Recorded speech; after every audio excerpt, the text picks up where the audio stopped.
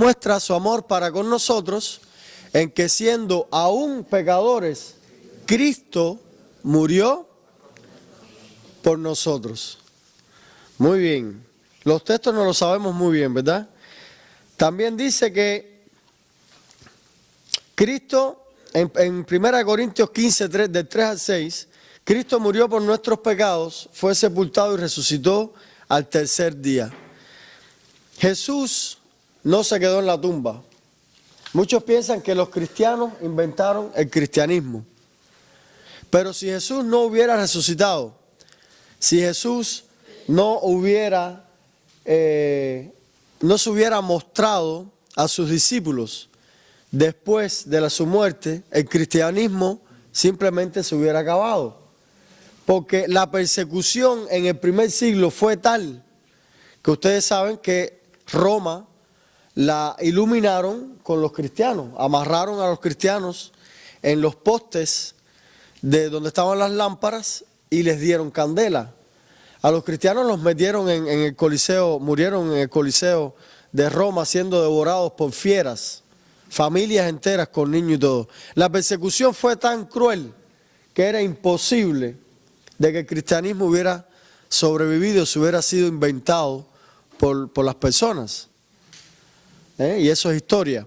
Pero si Jesús no hubiera resucitado, simplemente todo hubiera quedado ahí. Por eso es que hoy sigue siendo la solución para el hombre.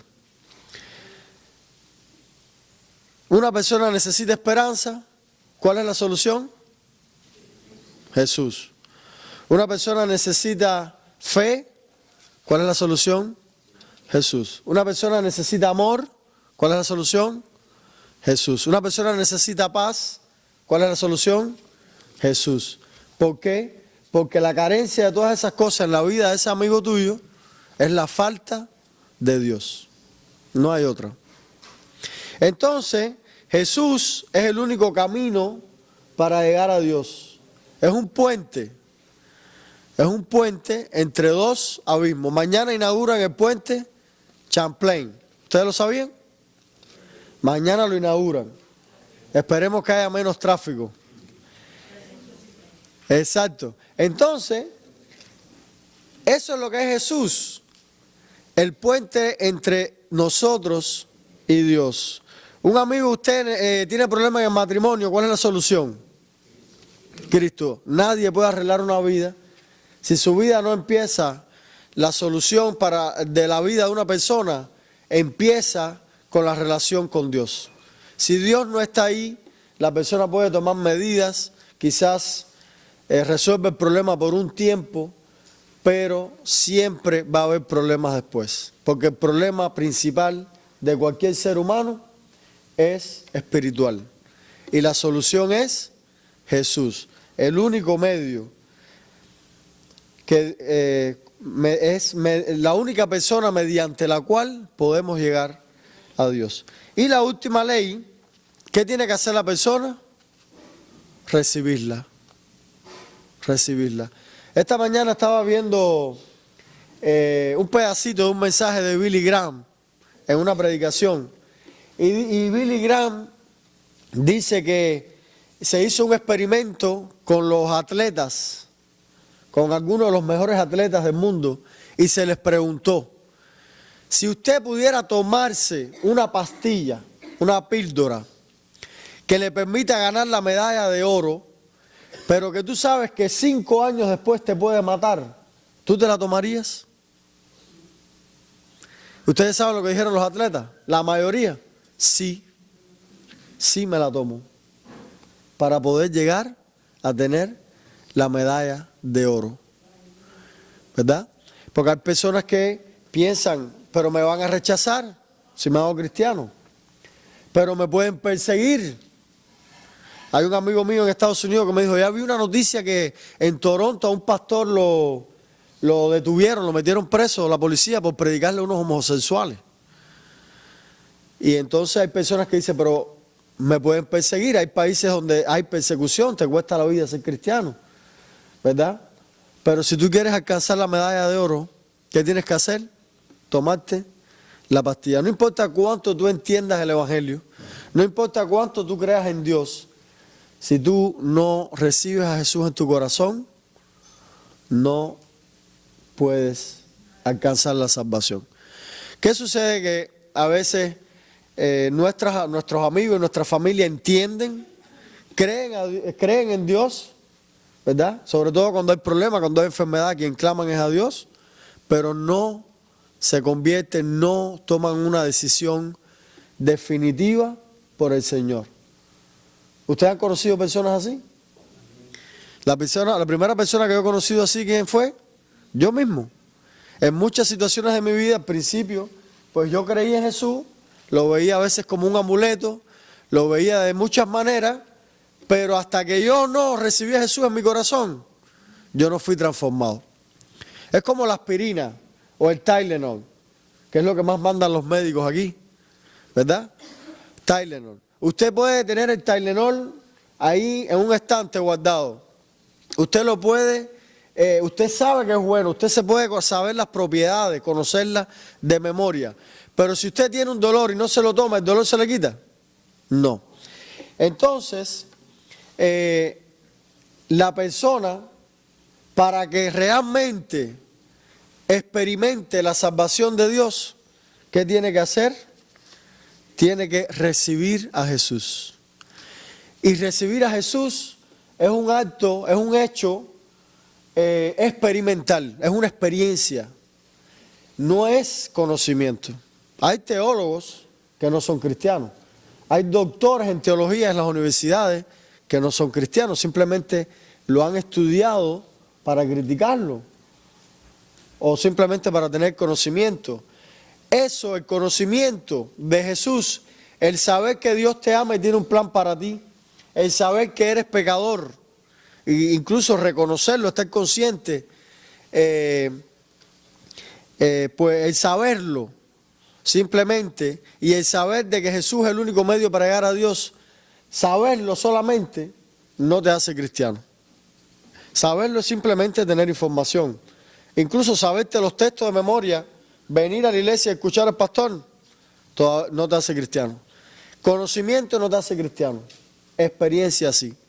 Una persona tiene, la cuarta ley es que la persona tiene que recibir a Jesús en su corazón. Por supuesto, tiene que haberlo entendido. Tiene que haberlo entendido. Pero si usted no lleva a la persona a recibir a Jesús, pues hasta ahí no hay nada, no hay experiencia. Porque la persona tiene que recibir a Jesús.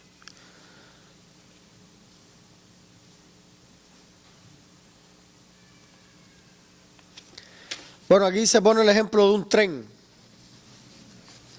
un tren con 2 vagones. Estoy apurándome un poquito para poder ver algunos métodos prácticos para compartir el Evangelio. Está la locomotora y 2 vagones. Dice que la locomotora son los hechos. Son los hechos. El primer vagón que le sigue la locomotora es la fe. Y el último vagón que está conectado a la fe son los sentimientos. Son los sentimientos. ¿Qué es lo que mueve realmente el tren? Una de las cosas que me impresionó cuando llegué a este país fueron los trenes. Usted se siente a ver un tren cuando pasa y pasa la locomotora y después, ¿cuántos vagones pasan? Increíble. Cuando llegué a este país y vi el primer tren me quedé como que en Cuba pasa un tren y pasa, ya pasó el tren. Pero cuando llegué aquí, ¿cómo? Eso es un tren. Pasa la locomotora, pasan no sé cuántos vagones de contenedores, no sé cuántos vagones que te das cuenta que son cilindros de, no sé, de líquidos o algo, después no sé cuántos vagones de otra cosa. El tren pasa y va, es larguísimo. Yo no sé cuánto mide un tren aquí, pero es largo, ¿verdad? No son como, este tren es como los trenes de Cuba. Esta es la locomotora, el primer vagón y el segundo vagón.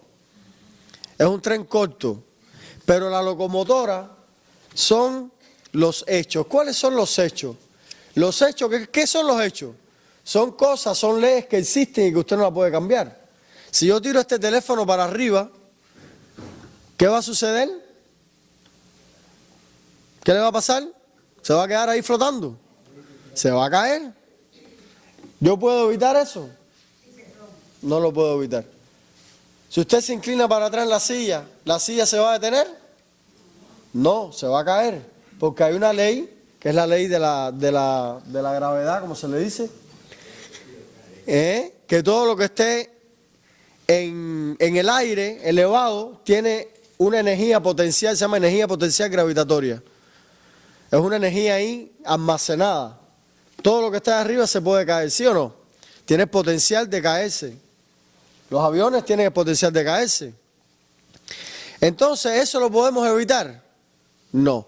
Los hechos es que lo que Dios ha establecido por su palabra. Dios ha establecido de que el hombre, dice que el hombre viene al mundo, sale de polvo, vive y después vuelve al polvo. Y su espíritu, ¿a quién vuelve? A Dios que lo dio. La persona quizás no lo entienda, porque eso a veces las personas no lo entienden, nosotros lo entendemos porque tenemos fe. Pero puede ser que una persona diga, cuando yo me muera, se acabó todo. Pero los hechos, lo que Dios estableció en su palabra, nadie lo puede cambiar.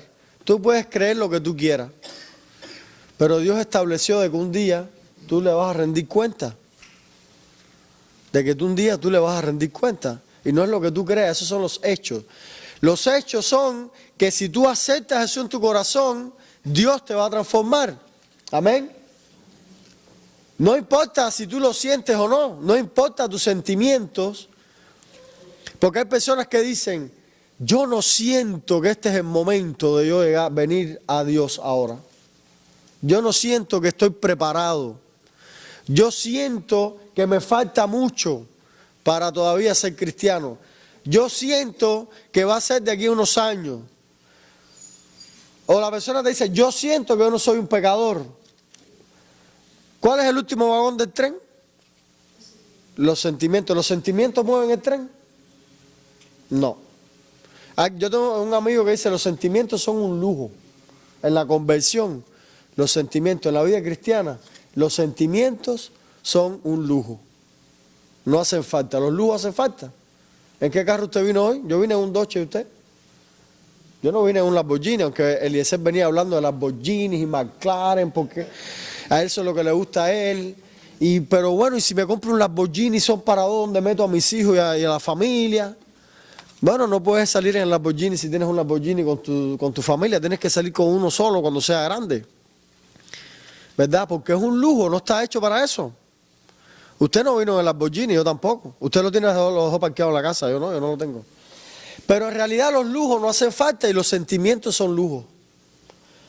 Si ahora usted le da una noticia como una hermana que le dieron una noticia que está enferma, si a usted le da la noticia de que usted está enfermo, ¿usted cómo se siente? Derribado. Yo también. Si a mí me da una noticia ahora que tengo una enfermedad, ¿cómo me siento? Triste. Me siento triste. Me siento, como decimos en Cuba, por el piso. ¿Eso quiere decir que Dios no está con nosotros? ¿Eso quiere decir que nuestra fe es menos? No. No quiere decir nada de eso. ¿Eso quiere decir que quizás tengamos que reajustar nuestra vida, cambiar los proyectos? Sí. ¿Pero el propósito de nuestra vida se afecta, como lo dijimos al principio? No. Entonces, la persona que usted quiere traer a los pies de Jesús, quizás se sienta mal. Quizás sienta que no es el momento.